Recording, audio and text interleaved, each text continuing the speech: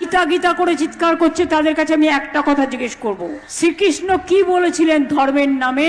এরা যে গীতা পাঠ বলে, গীতা পাঠ তো আমরা সবাই বাড়িতে করি, যার যখন প্রয়োজন হয়।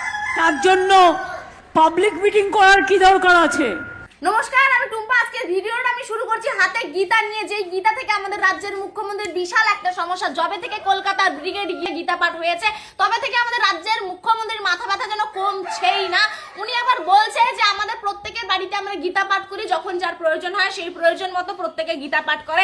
এটার জন্য পাবলিক মিটিং করার কি দরকার? উনি তো এত উন্নয়ন করেছে, উনি নিজে মুখে বলেছে ওনার মতন উন্নয়ন 14 বছরে গোটা পৃথিবী কেন গোটা বিশ্বেও নাকি কেউ করতে পারেনি।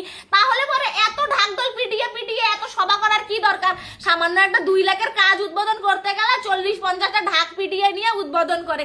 এত উন্নয়ন করেছে, এত হুডিং।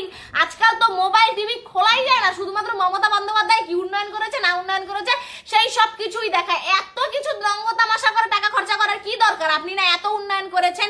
এই গেল একটা দিক। 2 নম্বর দিক আমি ওনাকে বলতে চাই, এই যে উনি বারংবার উনি নিজেকে দাবি করে উনি নাকি সনাতনী, তারপরও যে সনাতন ধর্মকে নিয়ে যে কটূক্তি করতে উনি মানে পিছুপা হয় না, সেই জায়গায় দাঁড়িয়ে আমি ওনাকে ওপেন চ্যালেঞ্জ করছি, ওনার যদি ক্ষমতা থেকে থাকে তাহলে অন্য কোনো ধর্ম সম্পর্কে এরকম দুটো ফালতু কথা বলে দেখাক। দেখবেন রাতারাতি না আপনার সিংহাসনটা নড়ে উঠেছে, রাতারাতি আপনি সিংহাসন থেকে পড়েও যেতে পারেন।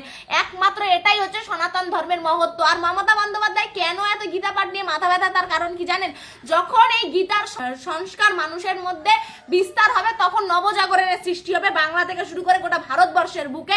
তখন চোর চামার বলে আর কেউ কিচ্ছু থাকবে না। চোর চামার ছাড়া মমতা বন্দ্যোপাধ্যায়কে কে সরকারে টিকিয়ে রাখবে? ঠিক সেই ভয়ের কারণে উনি গীতা পাঠ নিয়ে ওনার এত বেশি একটা মাথা ব্যথা। যখনই সামাজিক কোনো বিষয় আসবে তখন সে যে যত বড়ই যাই হোক না কেন, যে দুর্নীতি করবে তার বিরুদ্ধে প্রতিবাদ আমার থাকবে।